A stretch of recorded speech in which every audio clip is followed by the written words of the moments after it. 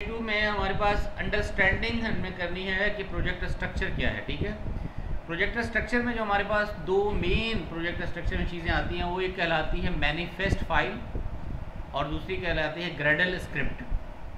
ये दो मेन फाइलें बन रही होती है जब आप प्रोजेक्ट पे क्लिक करते हैं। कल हमने प्रोजेक्ट जब स्टार्ट किया था हम गए थे, हमने क्या किया था, एंड्रॉयड स्टूडियो में गए और वहाँ पे लिखा हमने एंड्रॉयड स्टूडियो, टॉप पे आ रहा है, क्लिक किया और जब हमने फाइल में जाके न्यू ऑप्शन में जाके क्रिएट किया था प्रोजेक्ट, तो प्रोजेक्ट का नाम मांगा था, पैकेज नेम उसने बना दिया था, लैंग्वेज पूछी थी और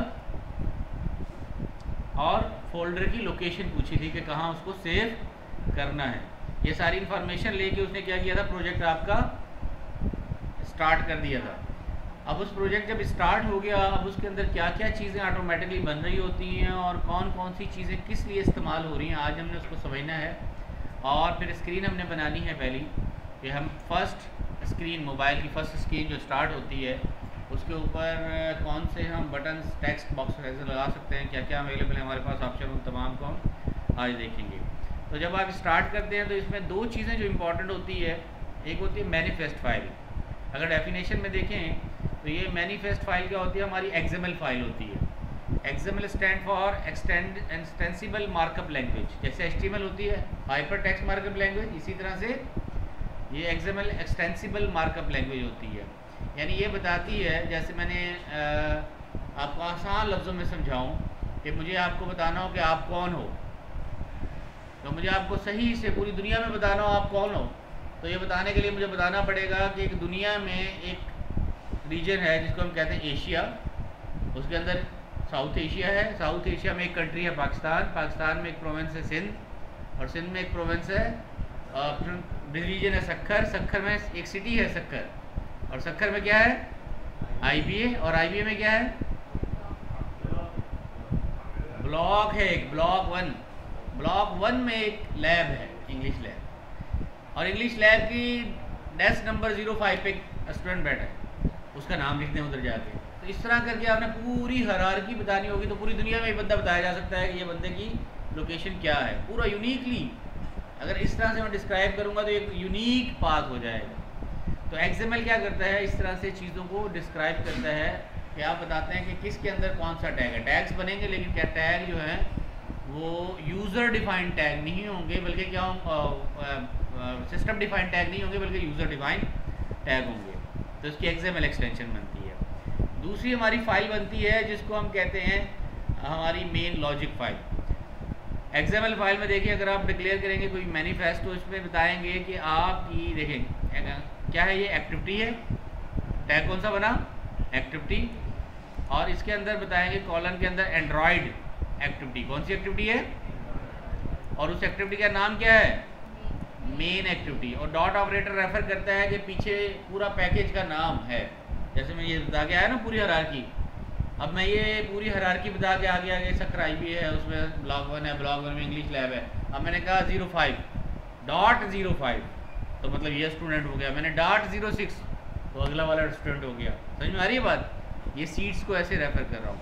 तो इसी तरह से मैं कहूँगा dot man activity, man activity of project, कुछ प्रोजेक्ट जो हम बना के आए थे, कौन सा, यूनिवर्सिटी मैनेजमेंट सिस्टम, वो कहाँ पर है, किसी फोल्डर में है, वो फोल्डर कहाँ पर है, किसी कंप्यूटर में है। तो इस तरह करके आप उसको यूनिकली डिफाइन कर सकते हैं और इसी तरह से आप चीज़ों को डिफाइन करेंगे।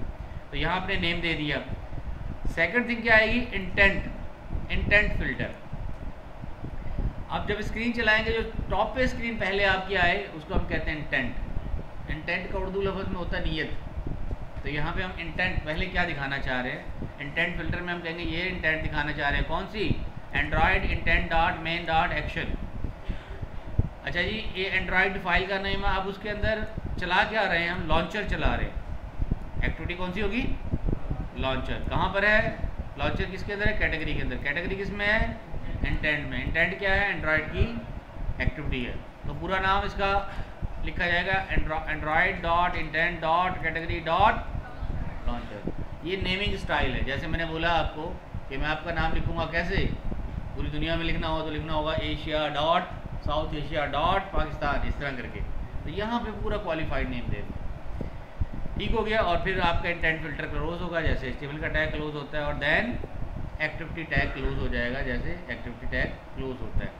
ये कोड आपको लिखना नहीं पड़ेगा, जनरेट हो जाएगा, टाइप नहीं करना पड़ेगा। बट अगर आप चाहें टाइप भी कर सकते हैं, टाइप करके भी बना सकते हैं, लेकिन कुछ कोड ऑटोमेटिकली जनरेट हो जाएगा। अब आते हैं जो हमने एंड्रॉयड ओपन किया था कल, ये स्टार्टिंग में टिप्स देता है आपको। आप अगर चाहते हैं टिप्स नहीं देखना चाहते, ये कह रहा है क्रिएट कॉटलिन प्रोजेक्ट,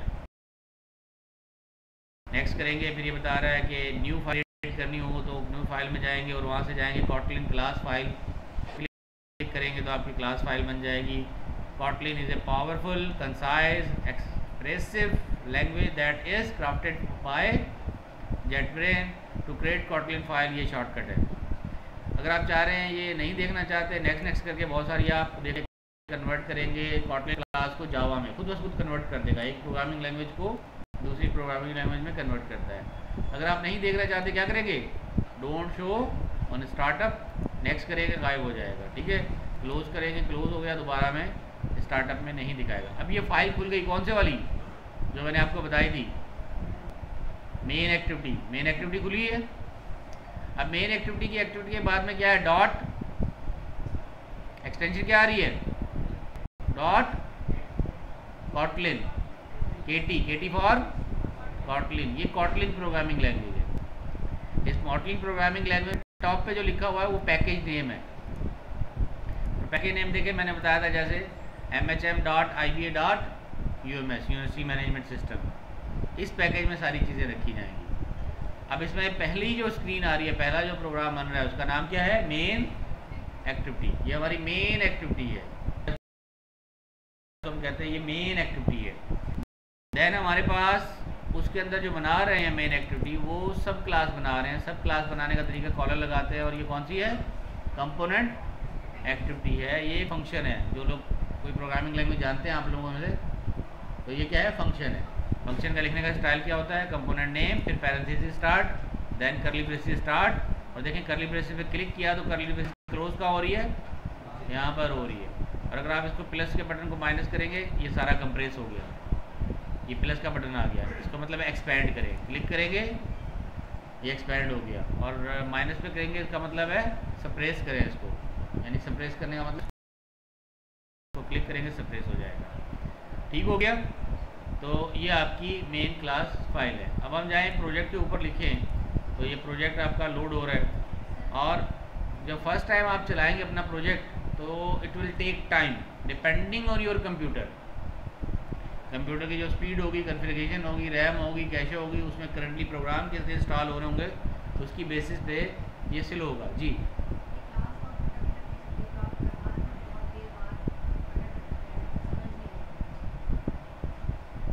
अच्छा, मैं देखता हूँ। तो इसको देखिए अपलोड हो रहा है, क्योंकि मेरा कंप्यूटर अभी बिजी हो रहा है, किसमें, इट इज़ ग्रेडल। इसके पीछे क्या चल रहा है, ग्रेडल क्या है, हमारे पास एक यूँ समझ लें मैनेजर है। जब हम कहते हैं नहीं, लेट्स सपोज मैंने कहा यार कोई मिसाल के तौर पे मैं कहता हूँ पार्टी करनी है, तो पार्टी अरेंज करें। अब पार्टी अरेंज करने के लिए जो चीज़ें चाहिएंगी वो सारी क्या क्या होनी चाहिए, मैनेजर मैनेज करता है, ठीक है। जैसे हम शाम में कहते हैं घर में मेहमान आ रहे हैं, भाई खाना पका लेना, बस इतना कहना है। तो ग्रेडल ने क्या करना है, भाई क्या क्या चाहिएगा, कितने मेहमान हैं, क्या खाना चाहिए, कैसी डेकोरेशन होनी चाहिए, क्या कटलरी होनी चाहिए, सारी चीज़ें वो मैनेज करके रखेगा। होता है ना ग्रेडल मैनेजर, ठीक है। माँ भी होती है और बीवी भी होती है। ग्रेडल क्या करेगा, वो खाने के लिए जो चीज़ें, एक दफ़ा आपने इंस्ट्रक्शन क्या देनी है ग्रेडल को, ये काम करना है, तो उसने वो सारी चीज़ें मैनेज करके रखनी है। मैंने ग्रेडल को कहा मुझे प्रोजेक्ट बनाना है, तो ये क्या कर रहा है, बिल्ड कर रहा है वो सारी चीज़ें जो रिक्वायर्ड थिंग्स हैं, लाइब्रेरीज, फाइल्स, GUI, जो भी आइटम रिक्वायर्ड है उसके लिए तमाम को इकट्ठा कर रहा है। जब इकट्ठा हो जाएगा वो सेट करके देगा मुझे, और सेट करके देगा, जब चीज़ें सेट हो जाएंगी फिर मैं काम कर पाऊँगा, उससे पहले मैं काम कर नहीं पाऊँगा। तो आपको दिख रहा होगा ऊपर लिखा Gradle project sync in progress. अभी क्या कर रहा है, सिंकिंग कर रहा है, जो चीज़ें चाहिए उसको सिंक्रोनाइज कर रहा है, ताकि चीज़ें सारी इकट्ठी हो जाए तो फिर उनको चलाया जा सके। ठीक हो गया, क्लियर हो रही है बात। तो ये project Gradle is syncing for that. अब अगर हम ये मैंने आपको दिखा दिया कि ये वाली जो फाइल होगी आपकी कॉटलिन फाइल है, जो ग्रेडल प्रेजेंट करने के लिए प्रोसेस कर रहा है। उसके अलावा भी बहुत सारी चीज़ें आपको नज़र आ रही हैं यहाँ पे। इसमें देखिए सबसे पहले मैं क्लिक करूँ, फाइल मेन्यू है। फाइल मेन्यू में न्यू में जाएंगे। न्यू में आपके पास ऑप्शन आता है न्यू प्रोजेक्ट या न्यू फ्लटर प्रोजेक्ट। अगर फ्लटर का प्रोजेक्ट बनाना चाहते हैं तो उसके लिए भी सपोर्ट देता है ये। आपने प्रोजेक्ट बनाया हो पहले से और आप उस प्रोजेक्ट को यहाँ यूज़ करना चाहते हैं तो क्या करेंगे, इंपोर्ट प्रोजेक्ट। ठीक है, फिर प्रोजेक्ट का वर्जन अगर आपने बनाना हो, वर्जन एक प्रोजेक्ट बनाया उसमें कुछ चेंजेस किए, एक वर्जन बन गया। वर्जन का मतलब है आप उसका एक नंबर दे रहे हैं कि कितने इसके अंदर लेवल हैं, फिर उसके अंदर कुछ चेंजेस किए तो वर्जन एक और बन जाएगा। तो इस तरह से आप प्रोजेक्ट वर्जन भी बनाते हैं कि प्रोजेक्ट को सेव करते हैं डिफरेंट वर्जन में। अब वो वर्जन में करने के बाद इसको एक जगह सेव कर देते हैं। अब आपको कहेगा यार पहला जो प्रोजेक्ट बनाया था वो शुरू में जो बनाया था वो वाला मॉडल वर्जन निकाल के लाओ। तो वर्जन जो होगा नंबर से पहचाना जाएगा, 1 2 3 4 आप नंबरिंग लगाते हैं, या 1.1 1.2 1.3। तो जब आप बोलेंगे वो प्रोजेक्ट प्रीवियस वर्जन चाहिए तो प्रीवियस वर्जन निकालने के लिए आपको नंबर याद रखना पड़ेगा कि कौन से वर्जन में उसको सेव किया था। इसके लिए आपके पास डिफरेंट प्लेटफॉर्म्स अवेलेबल हैं जो वर्जन को मैनेज करते हैं। One of the very famous platform for version management is GitHub. क्या नाम है उसका, गिटहब। मैं आपको ओपन करके दिखाता हूँ। यहाँ पे मैं यहाँ जाता हूँ और मैं लिख दूँगा गिटहब।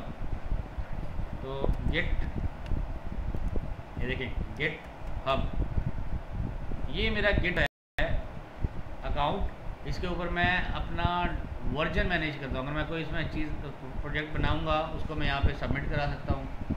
फिर उसमें कोई मैं चेंजेस करूँगा तो ये दोबारा सेव कर देगा, लेकिन उसके साथ क्या रखेगा, वर्जन मैनेज करेगा कि पहला वर्जन क्या था, अब वर्जन क्या है।